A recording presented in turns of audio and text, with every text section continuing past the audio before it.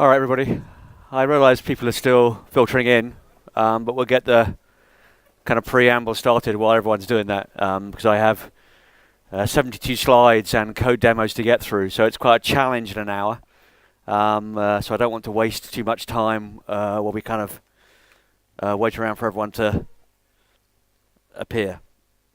So hopefully you are here to see me talk about clean architecture, which is Bob Martin's principle that there have been a number of architectures and design approaches over time that are essentially the same thing, and he's kind of taken the best of those principles and synthesized it together. My name is Ian Cooper. There's my Twitter handle there on the bottom of the screen, and my GitHub address. The slides and the code are all on GitHub if you want to obtain them. You can even get them during the presentation if you would like. So who am I? I'm just old. Most of that is unimportant. So we will move on quickly. I work on an open source project called Brighter. Brighter and a sister project called Darker can essentially be used to help you build CQRS systems, and you'll see a tiny bit of code from them at the end. So Brighter can be used and Darker can be used a similar way to Mediator. But they also support out-of-process handlers, similar to, say, mass transit and then service bus. So you may want to check those out. I haven't got any stickers. We went for ages trying to get Scott Hanselman to tweet about us or write a blog post about us so that we get some visibility. We couldn't get anything, and then we got stickers printed. And Scott was kind of like, "Oh, I'm going to talk about them now. They've got stickers." So that's the key if you have an open source project: get stickers. Okay, what's our agenda? So I'm going to start by talking about this idea of coupling and cohesion. Hopefully for many of you that's a bit of a refresher. And then we'll talk from that about what layering is. I know that the cool kids are down on layering. They're wrong, and I will explain to you why they're wrong to be down on layering. We'll talk a little bit about domain models, where kind of behavior and state goes in relation particularly to layering. And then we'll talk about this old idea called the use case controller, specifically. There's also another idea we'll talk about. When people talk about vertical slice architectures, they are really just repeating stuff from 20 years ago called use case controllers or boundary controller entity. And then we'll talk about the clean architecture itself, which really builds on everything we talked about earlier, and we'll show you exactly what Uncle Bob is proposing the synthesized version of this architecture looks like.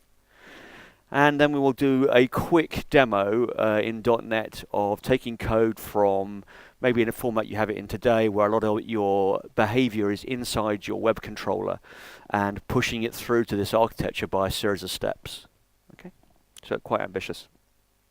Okay. This is Robert Martin and his book, Clean Architecture. Robert Martin, obviously, for those that don't know him, is mainly famous for a book called Agile Software Engineering, where he introduced the solid principles and a series of principles basically around components as well, which don't get as referenced, which are relevant to this talk. But this book, Clean Architecture, identified that a number of people, so we'll pick out 3 of them, have come up with the same architecture. So Alistair Cockburn created this idea called ports and adapters. Who's heard of the ports and adapters architecture? Anyone? Okay, a few of you. Jeffrey Palermo independently came up with an idea called the onion architecture. Who's heard of the onion architecture? Okay, more of you. So yeah, at the time that happened, a lot of us were saying, "Hey, Jeffrey, don't you know about ports and adapters?" But the evidence does seem to be it's been created independently a number of times. And Ivor Jacobson, everyone know who Ivor Jacobson is? Do the youngsters amongst you know who Ivor Jacobson is? Hands? No. So Ivor Jacobson is one of the godfathers of object orientation, and he's the guy behind particularly use cases, the rational unified process, and he came up with an idea called boundaries, controllers, and entities. Okay. So we'll kind of start at the beginning and work our way up to where Bob is. So one of my current job titles includes the word architect, and while we can be down on that title or not, one of the key things that's an activity of architecture is partitioning your system. In other words, slicing your system up into pieces to make it usually more maintainable. Right? Software spends most of its cost in maintenance.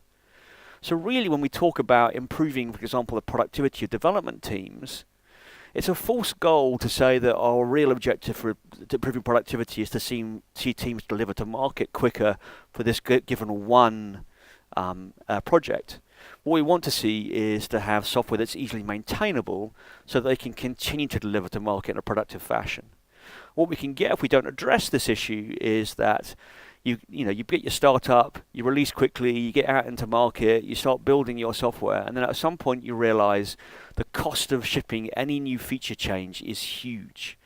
People in the business start saying to you, why is it so expensive to get software out the door? And the answer usually is that you have high coupling and poor cohesion.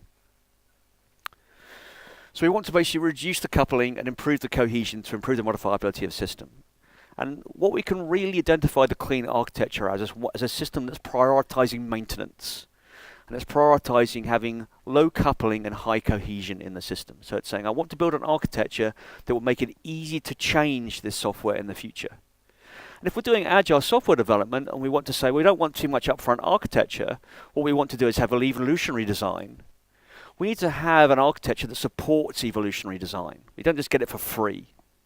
And so things like the clean architecture are ideal for supporting agile approaches, and they're ideal for supporting things like test-driven development. Okay. So a bit of a refresher.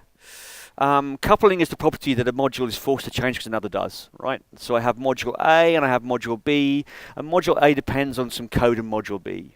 And if I change module B, there's a risk that I also have to change module A. Either because the API surface error to module B, the things that are public and exposed from it change, so I have to go away and change the code in module A because I've changed the name of a method or the number of parameters it takes. Or more subtly, the behavior in module B changes. Okay, so the way that essentially I write status, some side effects change, and module A has to take account sometimes of the fact that we've changed in some way in that area. We can get into real problems if we have duplication between module A and module B.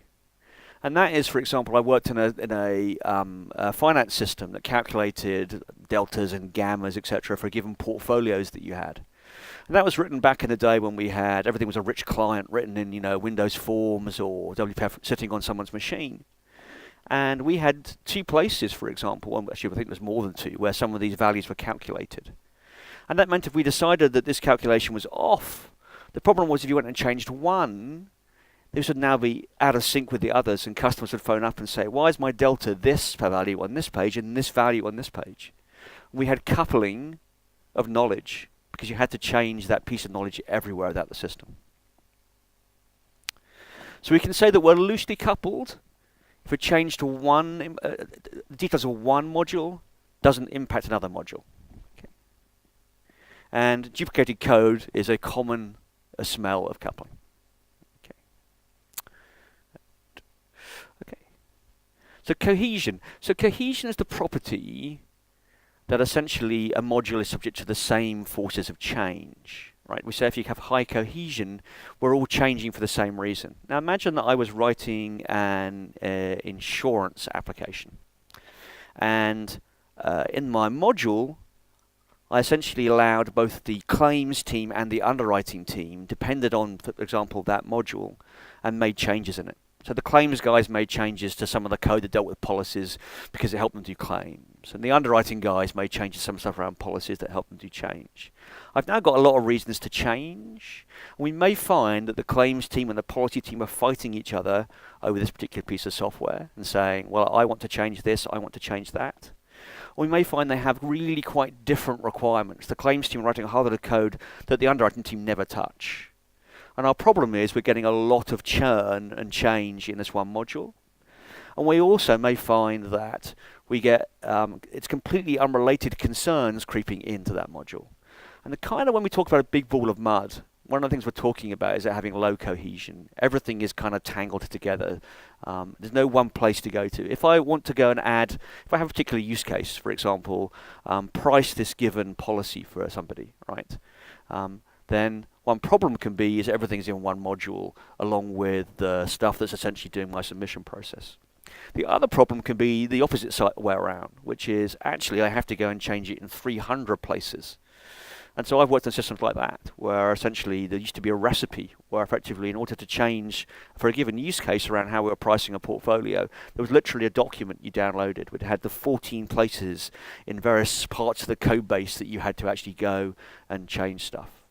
So what we want is to keep things that change together, and keep things that don't change together apart. Right? And to do that, we need to look for the forces of change. This goes back as far as there's a famous paper by David Parnass called On the Criteria to be Used for the Decomposition of Software into Modules. And at the time, what people did was tend to basically build modules around the flow of the application. But Parnass's point was that's not a good idea. What you want to do is build it around basically change. Things that basically are unstable and at a low level need to be separated from things that are effectively high level and stable, right? So you need to keep things that change together. And so Martin's book has a lot of information basically on that. Okay. So layering is just one of the kind of strategies that people get into to manage this kind of process. Okay. Oops. Yep. So here's a typical layered structure. And at the top layer, we basically have the UI. In the middle layer, essentially, we have the domain model. And the bottom layer, we have infrastructure. Infrastructure people quite often think about as the database. Do stand up and down quickly at the back if you can't see, or download the slides. Infrastructure is quite often a database. It may also be a call to an external service. So, for example, if I need to look up postcodes, it may be I'm calling an external postcode provider or a payment system. So it isn't just a data layer at the bottom. And in the traditional model, basically, a call comes in, goes to my UI layer, and I tend to call and exercise some objects in the domain, or maybe I call directly down to the database and get some values out. Okay. One of the key ideas in layer, there are a few key ideas in layering. One key idea in layering is essentially that it's like a cake, a layer cake, and everything stands on top of each other. And so when we depend, I can only depend on things that basically are below me. So the UI can reach in and use code in the domain or the infrastructure. But the domain can't reach up and talk directly to UI widgets. You have to always basically depend downwards. This prevents what we call cyclic dependencies, where effectively I depend on you, you depend on me, and it's then very hard, almost impossible to build the software. Okay. The other thing that layers do essentially is they perform, if you like, some encapsulation. So we say, I'm going to collect together a whole lot of stuff that does a similar thing, right? So I collect all of the things that are part of my domain together. I collect all the parts of my infrastructure together, all my UI together. And that has some value because particularly if we put some kind of abstraction, which is usually called a facade, make a very coarse-grained API to this layer, I can do two things. One is I can hide the implementation details from other layers. So in order to use this infrastructure layer, I quite often don't have to know about the details of how I talk to the infrastructure. I may have a data access object or a repository defined, and I use that instead. I don't know anything about the interior details. The other thing that lets me do is change stuff. So swap one implementation of a layer for another. Now people always say, oh, no one ever swaps a database. I mean, I've worked a lot of places. I've swapped databases in most of them. But I've also more commonly changed the technology that I'm using to do data access. So Ada.NET to Dapper to NHibernate, they quite often shift around, right? And if you have a layer, you can make that change invisible to essentially the layer above in the domain. Otherwise, you have to go into your domain and start changing that as well. But the other thing you can do is substitute fakes or mocks at this level, right? So I can use an in-memory database when I'm effectively working before I get an actual real database. And finally, one of the things that a lot of agile developers talk about is deferring decisions. Quite often when I'm working early, what I'm really trying to do is explore my key part, which is the domain model. I may not need to make a decision at that point exactly how I persist things. The technology may not need to be decided. I could actually defer that decision until I know more about the qualities of persistence that I need. I may not yet have decided at the top layer whether I'm going to expose everything by REST, by GraphQL, or whatever flavor of the week it is that it's with this week. But it doesn't matter to me too much because early on I may want to drive the actual model. And I can test at different layers quite easily. So I can test at this layer, for example, because I can substitute or mock out other layers. So overall, layering is a useful strategy for organizing our code. So just a quick summary, we can reason about layers. So that's one of the other things we didn't talk too much about. So I can make from one layer, I can make some reasoning about the layer below, but behavior without having to understand its details. Implementations, defer decisions about layer implementations. You can minimize dependencies between layers. So if you have a facade, you can essentially reduce the surface area of a given layer to a small API that hides the implementation details. And that can be useful for testing as well, right? I only test the facade, not the implementation details, so I can change the implementation details without having to basically change my tests. My tests just show me that that new implementation is correct. And that can be very useful for things like data access. Sometimes what we do is we divide this domain layer into two parts, service and entity.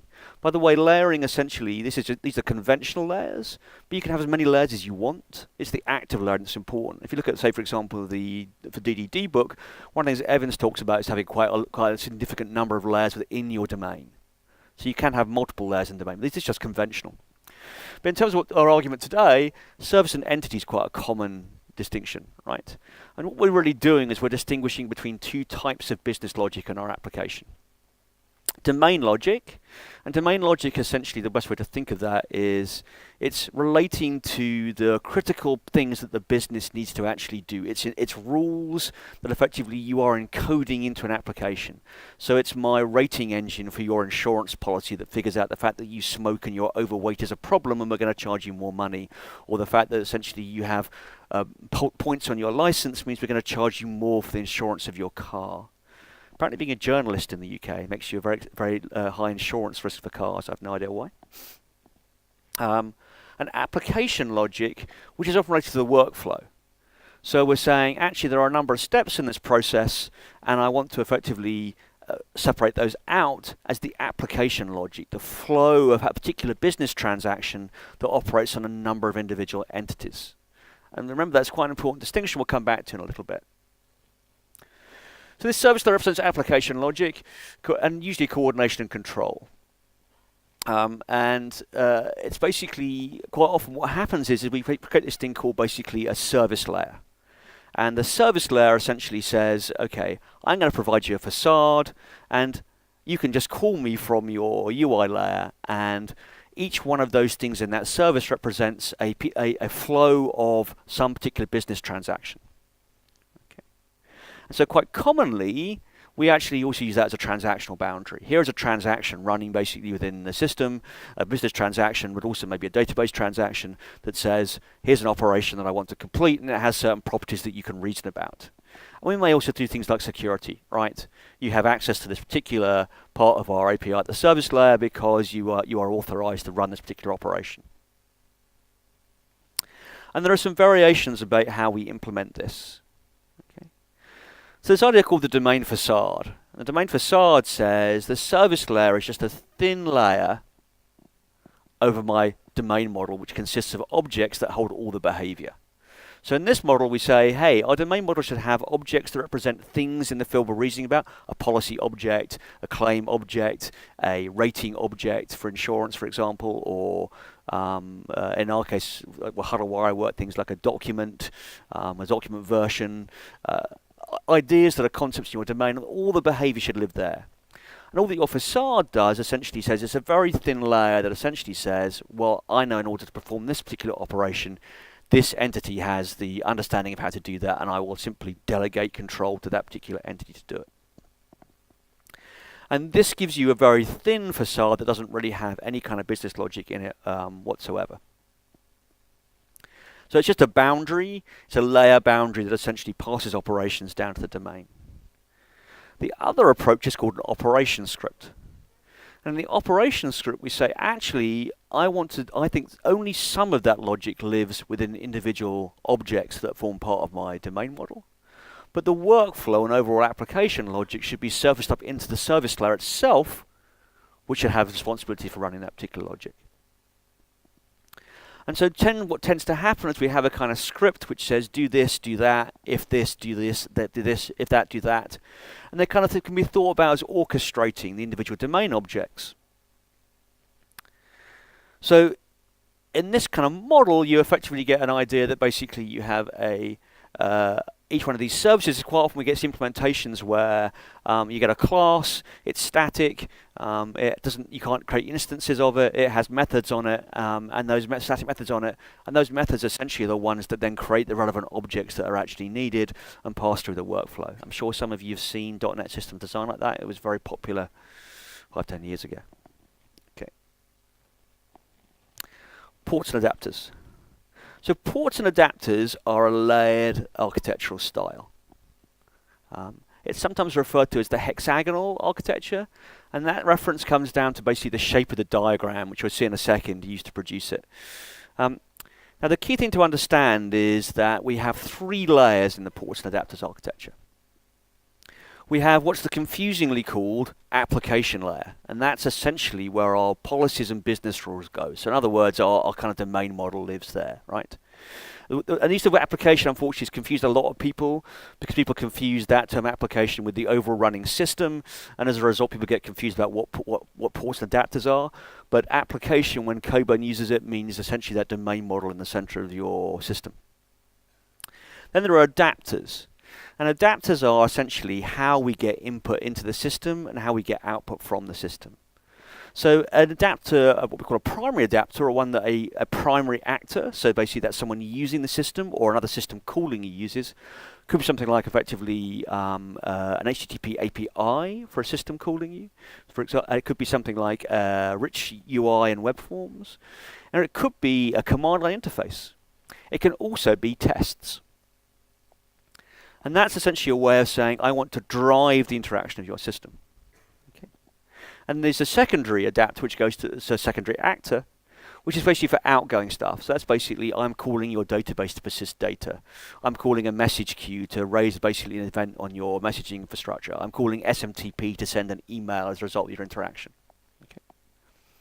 And between the application and the adapters is a layer we call the ports. And the ports you can think of essentially as a service layer.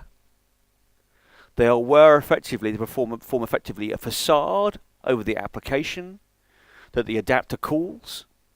And again, you can implement them in either basically an operation script way or effectively a domain script way, where effectively you either say all the behavior lives in my entities or some of my behavior lives basically in my port.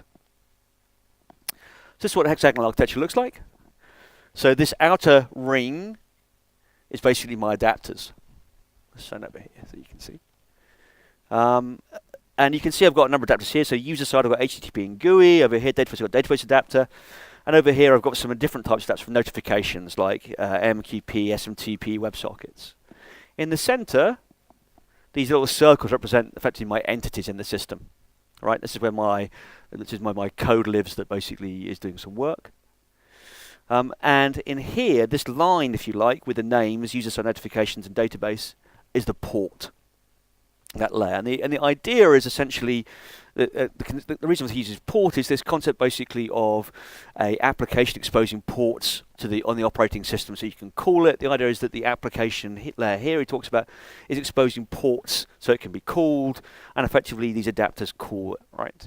And one of the ideas is that effectively I can have different types of adapter calling my same port. Right, so that's the adapter, that's the application, and that's the port. Now we'll show you another diagram of this in a second, but just a reference on this screen, the important thing to understand about the way this architecture works is that all dependencies are inwards. So adapters depend on ports, which depend on the application. So that's essentially a model. Is it easier if I stand this side? I think more of you can see, probably. So this is a layer diagram for hexagonal architecture. As you can see, essentially, the adapter layer represents the equivalent of our old infrastructure and UI model up there, right? So in our previous layer diagram, infrastructure UI, they're combined in this model. They are both the adapter layer and the outer ring. At the bottom layer, I've got my application layer where my policies and rules exist, and in the middle layer, effectively, I have my port layer. So this is really equivalent to my domain's service layer, and this is really equivalent to my entity layer. And notice, essentially, I depend all the way in. So one of the questions that comes up is, well, if I've got something in the port layer, and let's say, for example, it's my secondary port and it's talking to my secondary adapter, I want it to, which basically talks to database, right? There's a problem here, isn't there? Because my port can't depend on my adapter.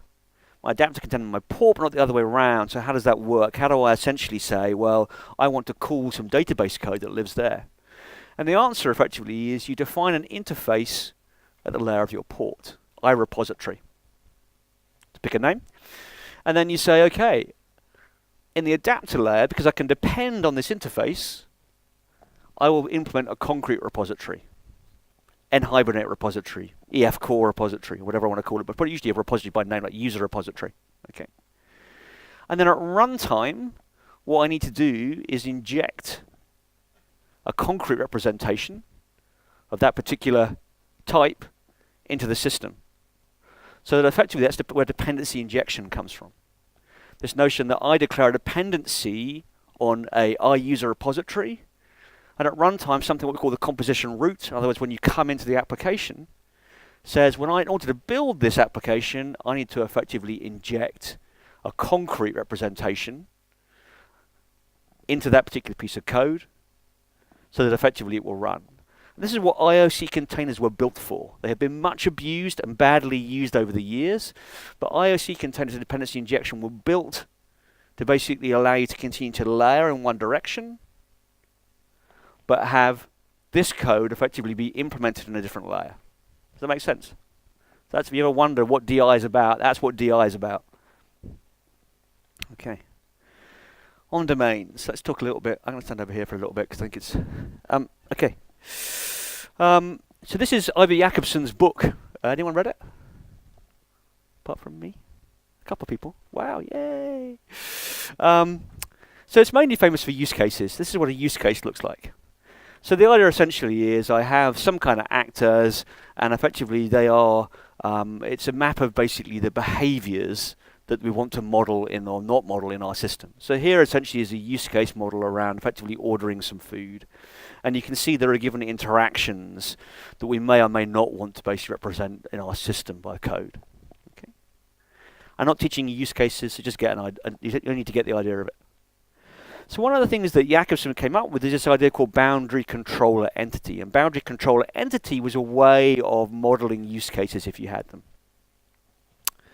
So a boundary object, this is the UML notation for a boundary object. This stuff has its own UML notations. Okay, so this is a boundary object, and the boundary object is anything that interfaces with the actors of the system. Actors in the use case word being something external. So basically a user wanting to type something in via a user interface. A database where you're persisting data to. Another system that you're talking to look up information or exchange it, right? We begin to see a pattern here, surely. Okay, so a boundary object basically effectively is that. And here you can see a diagram effectively of a recycling machine where effectively you've got a customer panel or a receipt printer. They are all boundary objects in the system. Okay. So an entity object in this model is something that has state and the operations that essentially depend upon that state. So the way we can slice up our domain a little bit is we can say, okay, here is something like address, right? And here are all the operations that depend upon address. And that's one way of figuring out what lives in an entity and what lives in a controller or interactor. Okay. And a controller sits between a boundary and an entity. Boundaries are not allowed to talk directly to entities. And the controller says, I will mediate the conversation between these two. Now a use case is a description of the way the system is used. It specifies the input to be provided by the user, the output to be returned by the user, and the processing steps that are involved. It's effectively the workflow. And some controllers or interactors essentially are where you implement a use case. And quite often you are advised to name that controller after that use case. So you say, this is my rate policy use case. So it's the entry point where you can track that use case. And this has a significant advantage. It means when I want to go and look at the code of my system and understand how we do rating of a policy, where is the code behind this thing that we do, I simply go and look for the use case describing rating a policy, which is a controller in the system. And effectively I can find the code, and the code will drive certain entities which will effectively have the state and the behavior that depends upon that state inside them. So it provides the application logic. So for example, it will load entities from the database, for example, and persist them at the end, raise events, etc. It'll do some of that work, but it'll also do things like say, oh, well, I'm going to decide whether you're a gold customer, I need to take this particular route, etc. Okay. So the use case lives in the controller interactor. So we end up with a model that's a bit like this. There's the actor on the outside, the individual, and essentially he's talking via a boundary, UI for example, or an API, and he's then talking to some control objects which effectively then orchestrate the behavior of the entity objects. So you can see that these structures are again related. Right here is our adapter port and application, and we can see that our boundary is really Coburn's adapter. And our port is really Jakobson's controller. And our application layer for Coburn is where our entities live. And Coburn's quite explicit. He says that a port is the use case boundary. Right? Use cases become problematic when they're only technology concerned. So what we do is we say effectively, I want to take my use cases out of where technology lives. And by that really he means the code behind for your Razor page or your web forms page, even worse. The event handlers on your GUI, right? Take the code out of there, because in order to test that, for example, I now have to write a test which spins up that particular piece of infrastructure. Now my tests are dependent on the infrastructure. All those people that write their tests and they spin up their MVC controller, one of the problems is if I wanted to change from an MVC controller to something else, my tests have got a dependency on the controller. That's no good to me. I want to depend on the use case. That's what I want to drive the tests of. And so that's that controller layer for boundaries, controllers, and entities. That port layer for hexagonal architectures is where we actually write our test. Don't get confused, by the way, between MVC style controller and boundaries controllers and entities style controller, which is also a port. Some people use the phrase boundaries interactors and entities to try and make sure that you don't get this confused about which controller it is. The controller is a stereotype. In other words, it's a type of thing with a certain behavior. It's not a specific MVC controller. So here, looking at our hexagonal architecture again, you can see we've got boundary objects, entity objects, and control objects. Right. So tests focus on the behavior at the use case boundary. So here, basically, we're saying we're unit testing at the port. It's the use case boundary. That's where we write our tests. Don't write them against the entities. It's too granular. Don't write them against the adapters. You now have tests that depend on technology concerns. Write your tests against the port. I do a much bigger talk called TDD Where Did It All Go Wrong, where we talk about this issue. So if you're interested in diving in depth to that particular question, that talk will talk about it for you. You can find that online.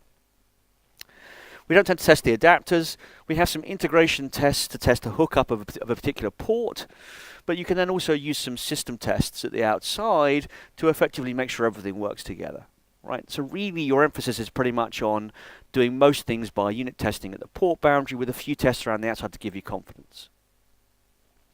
Okay. The use case controller. Let's go over to this side and stare at you all closely. Okay. So this is essentially, by the way, vertical slice architecture. So this is, boundary control and entity is vertical slice as well, really. Okay. So the use case controller pattern was created in 2001, or catalogued to be a better way of saying it. They didn't create it. They essentially catalogued that this pattern existed and people were using it. Baguier, Souza, and Pinto. And what their question was is, how do you design systems that basically have use cases? And they wanted to preserve the idea of the use case. They wanted to be able to trace back behaviors to a given use case and make it callable from UI and open to extension. That's a point here which is a bit different from everybody else. They're saying they want to be open to extension. What they mean by that is effectively they want to be able to compose things. So if I've got one use case, what I'd like to actually be able to do is have, say, a macro use case call that other one. So sometimes I'm basically doing a bulk operation. Okay. Here's a typical use case for an order processing system. And that's typically what you used to end up back in the day. I'm not asking you to understand that diagram, by the way, called basically a activity diagram. We don't need to worry about what these are too much. But this behavior here, this flow, is essentially what we mean when we talk about basically application logic. That flow of actually going through and saying, okay, effectively, do we have more of this to do? What information do we need? That kind of thing, etc. What are the states we move through basically in this item? Okay. So that looks a bit like that. That's a classic use case realization. You can see there's a place order. We've got an interface where the user types in their order. Manager's a really bad word, I don't ever use that. But here's the place order use case, and it involves the order and product entities. Over here, we're updating accounts as well. So we have an account manager use case, basically, and an account entity. And the idea is place order is going to basically have some kind of interaction with the update account use case. So it needs to call it or work with it in some way. And so in this kind of model, now, they made a bit of a mistake, which was essentially to use view and model to try and make it sympathetic to the idea of MVC. Forget that, it's a bad idea. But the model there is essentially your entity, and your view there is essentially your boundary object, because the view is how I talk to the outside world, and the model is my entities. But the use case controller, as you can see, essentially talks about an idea of starting and finishing. It's a flow, it's moving through various states. And this idea over here, extensions and inclusions, they're pretty much the same thing. They're effectively plugging in other effectively use cases. Extensions just have kind of some precondition in them. Okay, the details are not necessarily important. We're just trying to show you that this is a kind of old idea that can be synthesized. Okay, and the model is identify use cases. For each use case, you can create a use case controller, and then create the entity and boundary classes you need to implement. So you can drive TDD against the use case controller, and then basically provide the implementation data as you go along. And then create extension hooks for related use cases. One of the things they were talking about is saying, really what you want to do is package your use cases in a separate layer. So one of the things that, I'd push back about is people saying they were doing vertical slice architecture, we're not doing layers. They are doing layers. There are layers throughout the idea of vertical slice. Okay. And it gives localization of business rules and policies, and easier replacement of universal system concepts. We talked about this before. Effectively, we've got all the rules and policies basically localized, but we can easily replace some of the things like the boundaries, user interfaces, etc. I can swap one user interface for another. I could build a REST API over what was once just basically a web API. Okay. And flexible configuration using plugin or extension model, etc. Okay. One interesting thing to note is that they say one way you can implement this is using the command or command processor pattern. So this idea of saying I take a command and I basically fire that off to some kind of handler, and along the way I may complete a number of orthogonal steps in some kind of chain of responsibility. Okay. Anyone who went to Jimmy's talk yesterday would have seen him doing that in vertical slice, and that's basically in this idea of use case controller. Okay, clean architecture. This is what the clean architecture looks like, which essentially is a synthesis of all these ideas. So in the center, we have our entities, L.R. Jacobson, we were talking about earlier. Surrounding it is effectively our use case layer, essentially, which is where our controllers are living, essentially where our ports. Here, when we talk about controllers and gateways and presenters, we're talking about how we work with a given framework, right? So this is where effectively we implement our ASP.NET MVC controller to plug into the outer layer. The outer layer essentially is everything beyond us: databases, frameworks, external interfaces. So what Martin's done effectively is just make these layers, name them a bit differently, but make them clearer about what the combination of these events all is. Okay. So sorry, that slide is a little bit hard to read, isn't it? Let me see what happens if I change the theme.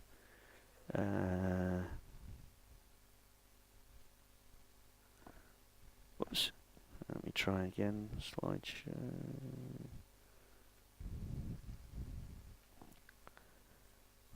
Better-ish, isn't it? Okay. Right. So, what happens is, by some mechanism, stuff comes into our application. We have basically a boundary object, which is essentially how we relate to whatever framework or mechanism is delivering inputs into us.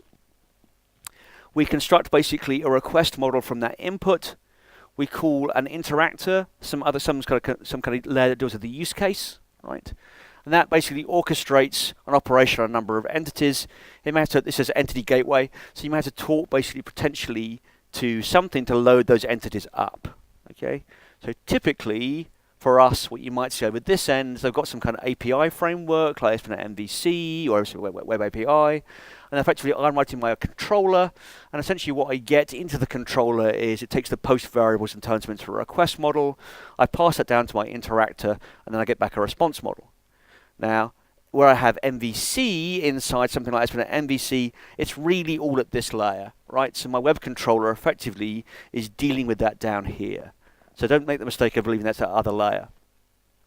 And then essentially, if I had basically a database down here, that's potentially where I get my entities from by Entity Framework Core or the like. Okay. Wow, that was an interesting change of style, wasn't it? Okay. I wasn't expecting that. Right, let's show you some code, and then we'll come back and hope that we can get that design transition to something that will not kill the rest of my slides. Okay. Right, can we switch over to... I've switched screen, and I've not appearing on here. No? So I've just switched off the PowerPoint presentation. I can mirror screens. Want me to mirror screens? Okay.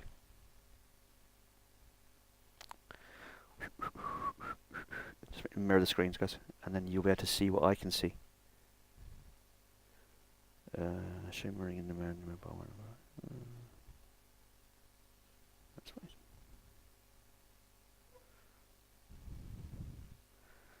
I love the way it goes black. Okay. All right. Let's show you this. Okay. I'm going to increase the size a bit. Can we read that at the back? Ish? A bit bigger? Good? A little bit bigger? Okay. So here's it's my user demo application. I'm just going to run through what the API does for a second for you. So I built this fantastically complicated demo application that essentially says you can post to me some greetings and then you can ask to get them back. Right? And the reason it's very simple is because that means we're not worried about what the domain actually is in the context of this operation. So here I'm going to basically say I'm going to go away and get. Why is that not showing me my plugin? Hello? What's gone wrong with you? Okay. So this is using a plugin called Dynamic REST. So I've made a call to the web server, and the web server said effectively I haven't got anything at the time being. And then I can post in a greeting request. I get a response back that tells me essentially, here's the ID of what you just gave me. I can post in another one, right? And I can think I've got a third one down here. And then when I go back and get them all, I get the whole list, right? And I can ask for an individual one by ID, but I'm not going to show you that. It's not relevant to the conversation. Okay. Now, this is typically how a lot of people might naively have created their initial controller. I'm doing everything essentially in the controller. There's no layering at all whatsoever basically available to you here. So you can see here in the get, I'm just saying, okay, well, create my entity framework context and go away and run basically a query, putting it into an array and iterate through the results and display that out effectively on a result. So I've got some MVC logic going on, but I've got no real layering. You can see here, for example, in a post, ignore the loads of console stuff, we'll explain that later, but you can see here essentially I am creating a context, I'm adding something. I do have a repository just to hide away some of the Entity Framework Core cruft, but yeah, essentially just adding something to the repo. Okay, and probably many of you have seen applications that look a lot like that, where everything is just straight in the controller. And the problem now is that I can't get at that code to test it independent of the controller, or to change it, or to use it from somewhere else. If effectively that if some of that logic was usable somewhere else, that'd be useful. And you can see here I'm repeating similar logic. You'll see that effectively in a lot of places I pull back this result object, right? Or I pull back a result object. It's doing exactly the same thing. It's a repeated code. So what I might decide to do is say, well, I went to that talk and Ian talked about layers. So the first thing I'm going to do is I'm going to pull in. Oh, why did you do that? You never do that normally. Okay. Right.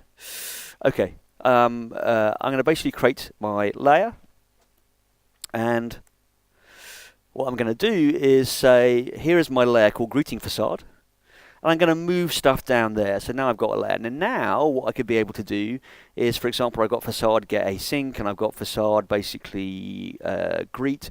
Well, it's cleaner. Look, I've got all these places where I'm doing get async, and it's all using the same code. So I've removed some duplication.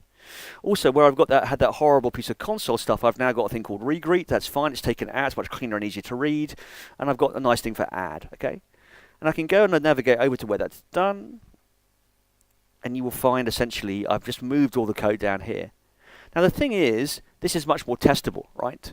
I can now write my tests against this facade layer, and I've removed the dependency I have on the MVC framework. So if I decide to change frameworks, I know that sounds crazy, but once upon a time people believed that web forms is going to be here forever, right? Imagine that I still deal with code written in web forms because the people that wrote it believed it would be here forever. And I can now test this layer quite independently. Now I may decide I'm going to go a step further. I may decide that essentially I've got a lot of stuff in that one facade. And maybe, even though in my case I'm just doing simple CRUD, if my add operation and my delete operation had a lot of additional business logic around what it was actually doing, there'd be a lot of complexity in one single class. And really, add and delete are quite separate use cases because, in a genuine application, they might have a lot of additional flow in them. So what I might do is decide to basically take hold of the single responsibility principle and break all of this up if I can. Yep, so let's get rid of that. Okay, so now what you should see is that effectively in my greetings controller, I have an add greeting service and a regreet service and a greetings by ID service. And all they've done is I've taken the individual items there and said, okay, I'm going to split that up and make it its own individual class. So now effectively I've got something that looks like it's handling individual use cases. Okay. Now, I could look at that and say, you know what? That's really surely just the command model. Okay. The reason it has to be from disk is because I'm shifting between repos. And OmniSharp needs to get a, OmniSharp restart. Where did you just go? I just told you to do that. Because I need to reinitialize basically its IntelliSense. Okay, so I actually can turn this into commands and queries. So I've got an add greeting command here, for example, right, which you execute async. So the add greeting command is very similar to that service, but I'm now explicitly calling it a command. It's something I want to do, and we mentioned before, effectively under use case controller, the authors were saying commands and command processors are a good way to implement this. Okay, and commands are natural transactional boundaries. So my use case is now a command that I'm operating on the system. And I can also encapsulate up because I may feel CQRS-y. I can essentially say, hey, look, my query is also something I can encapsulate at this level. Okay, that's just doing the same thing. And now I may say, well, hang on a minute. Now I'm talking directly to concrete commands, but wouldn't it be nice to have some kind of model where effectively between me and the final execution I can insert a whole lot of orthogonal concerns like logging in a command processor model. Okay, so essentially that's where we then move over to this. Okay, where let me just get this right.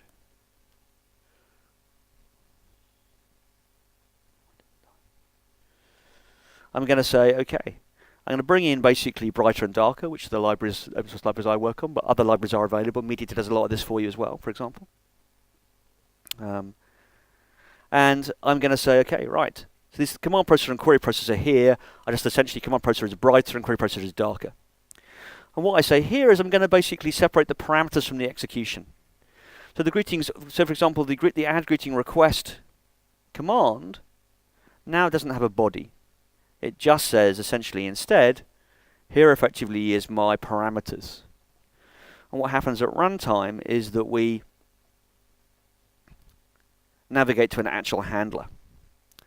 So the handler lives in here. You can see we basically call it the ports directory. So we're basically trying to be explicit about our architecture and surface that idea up. And there effectively is my add greeting command. And you can see on the add greeting command, as well as essentially doing the actual work we've been doing all along of adding something to the repository, we have these attributes. And that's what we use in Brighter to indicate an orthogonal operation. So it's a Russian doll model. We just insert more handlers into the chain. What we're saying here is you want to use some policies from Poly to control our retry or circuit breaker approach. We want to do some logging. So use policy comes out of the box.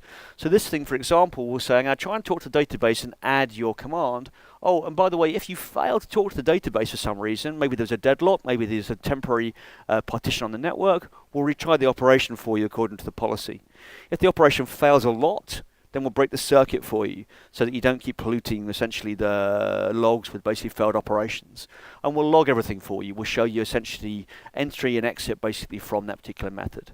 So by moving into that long chain, we've essentially made it possible for ourselves to put those orthogonal concerns into the chain before we reach our target handler. And our tests, I don't think I've got any tests in here. I don't think I've got any tests. But our tests, if we were going to write them, this is what we'd actually target, right? We would target this handler.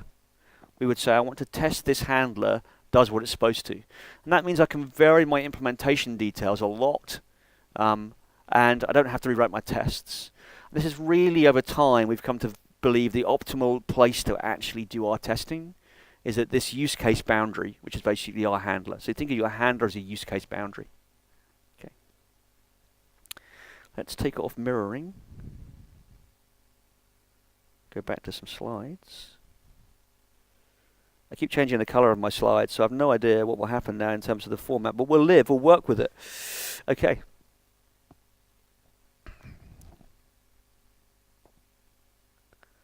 So, that's created interesting lines across my screen, isn't it? Never mind, let's just live with it, the fact that it's changed stuff for us. So this is the service facade. And essentially what we're saying is this is kind of the very simplest level where effectively we have some kind of class and it has methods on it which represent the individual use cases that we're talking about. Okay. I'm too far away to change the page. Oops, something's crashed horribly. Kindle quit unexpectedly. You don't really care about that, do you? Okay. So the interface segregation principle is a first step. We didn't really show that, but essentially I might say that, well, effectively what I want to do is break up my, that's gone hideously wrong in that format. Let me just change, if I can change it back to the original design, and then we may find that our lives are a little bit less painful.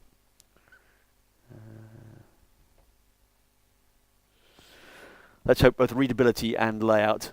Okay. So essentially we've got this idea of saying, well, I could effectively decide that my service consists of a range of interfaces. So I could say, actually it consists of a update my thing, this, update my thing, that, where each one of those is an individual use case, right? And again, it relates to single responsibility. So we're creating cohesion by saying each use case, not all the use cases in one class. One of the other things you're concerned about is if you have one big fat class that essentially implements all of your use cases, your problem is it has a lot of dependencies. And so things that you don't depend on in your use case, if they change, you effectively have to retest your whole class because something else changed not related to you. So for better cohesion, you want to break up into individual use cases. Then we get to the model we were talking about saying, okay, single responsibility principle, so effectively I'm going to just implement each one of those interfaces as its own class. So effectively a use case is now an individual class, not basically a service facade class. Right? And then we get basically into the command pan. So this is the command pan for those who've never seen it. Essentially what we have is this abstract notion of a command that you can execute, and the execution on the command is what exercises your entities in your domain model. At the client level, you essentially say, well, right, I'm effectively going to implement, deal with a concrete instance of that. Okay. And so what happens is the client calls the command and says create a new one, and then effectively it says, quite often it's the whole bit about storing the invoker, we'll just skip for a second because it's not relevant. Then you effectively want to execute effectively that command, right? So the command's very simple. I've got an execute method on it, and effectively what I say is do my stuff. The parameters go in as in the constructor, and the execution is there. And your command is effectively where you create a use case. Right.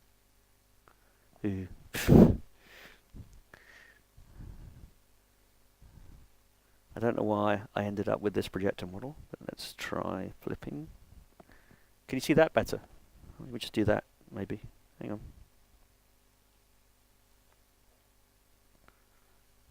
There we go. Right. So this model effectively is showing you the earlier diagram basically with commands. So where we had interactive before, we're saying basically just use a command. Okay. And effectively you can see our delivery mechanism, which effectively is our MVC, MVC, our boundary, are effectively our MVC controller, where we create a request model, which essentially is the form post variables that are basically coming as a parameter to our web controller. We then turn them essentially into properties on our command. which we then effectively execute to basically bring out our entities from the database via Entity Framework Core, and then deal with them. Then we get a response back. Okay. Assemblers, so this is effectively, you may have to deal with data transfer objects between layers, and an assembler is a way of doing that. Automapper is an example, essentially, of an assembler, which is a way of effectively creating data transfer objects from domain objects. Don't write the code by hand, right? Okay. This can lead you towards command query separation, which is not the purpose of this talk, but you can begin to understand how you're building up a command model and a query model, which basically from your UI. So you have some kind of task-based interface, which is creating commands, which is changing the state, and a query model, which is then interpreting that state. And that command query separation is a fairly easy step once you begin to work in this way. Okay. So one of your commands is essentially a use case and a use case controller pattern, a vertical slice, moving through those layers. Okay. And we also talked about command dispatcher. So command dispatcher effectively was this idea essentially that we said, well, what I want to do is separate the execution of the command from its parameters. So essentially what I would say is essentially I'll take a whole load of commands and I'll register them. And I'll register effectively when I basically pass a command, it will go away and look up the relevant handler and call its execute method. Okay, so here you basically get a sequence diagram showing you essentially I register the handler with dispatcher, and when effectively I actually want to invoke a command, what I do is go away and look up the actual handler, and then effectively invoke the handler, passing it the parameters. All right, seeing all that. Okay, I think that's towards the end. How are we doing? We've got about 4 or 5 minutes left. Okay, I will just quickly show you that bit of code again, just to final state, and then we can ponder, and if you have a question, let's do that. Let's mirror the slides. System preferences.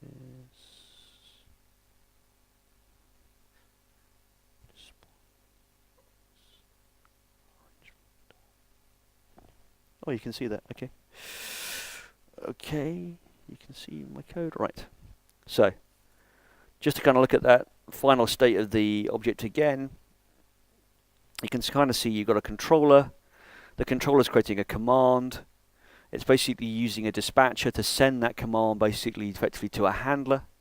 And orthogonally, we're basically running a number of steps to basically handle orthogonal concerns. For example, in our case, retry logic, circuit breakers, and logging.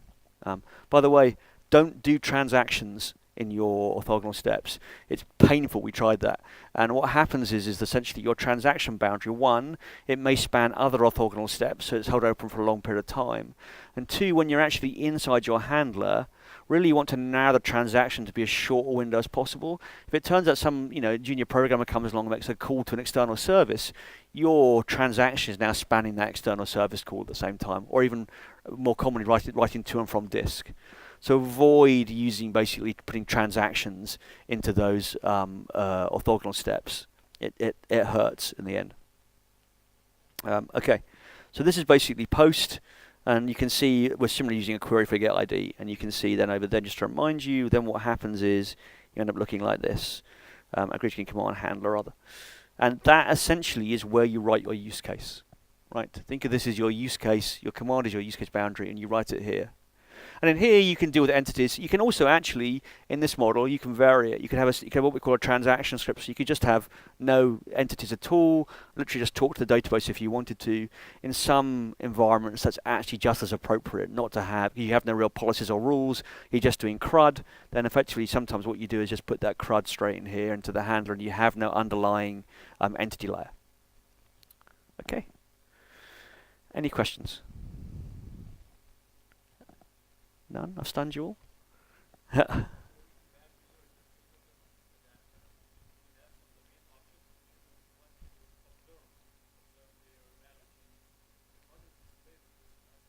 Okay, so the question is, if I'm in my interface layer, how do I understand what's happened in my domain object?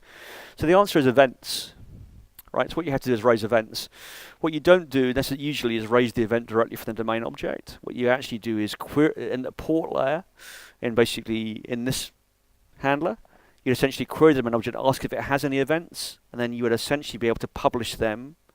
And you publish them generally or quite often to an interface, or you can publish them to some other model. So we have here I think in this one, let me do this one with the workers. So this version, which I didn't show you for time, but I'll show you now.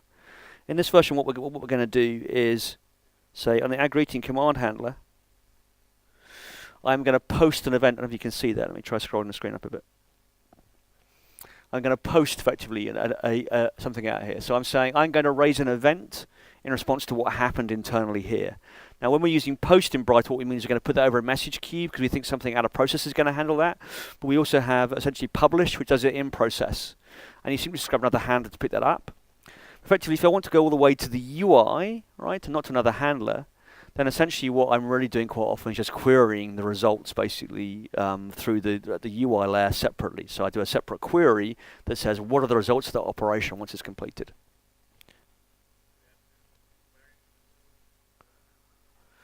We would tend to know when the operation is finished. Either you've basically got an async publish or send, in which case effectively you just write on your completion that effectively you want to go and then query the result for it, or it won't return or block until basically you process the actual information and then you have to go and query it.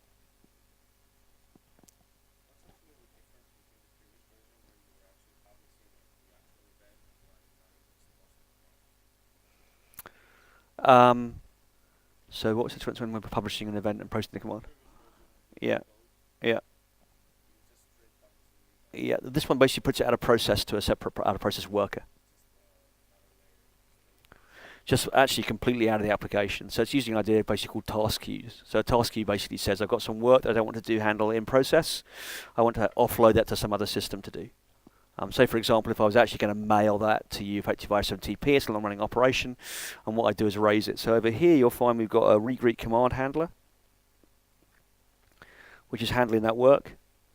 And you'll find down here, this is a separate basically application that's running that effectively, because we call dispatcher, that listens effectively message on a queue and then wait, and as it receives them, it will handle them. So this one is listening on this particular to this particular topic notification in RabbitMQ, and creates a particular queue for that. And essentially, when it receives those, it will effectively automatically send them to your handler for you. But you can play with the code. It's all on GitHub. I'm going to have a look at Brighter. We've got quite extensive documentation to explain how it all works. Anybody else? Any other questions? All right. Then I think we're done.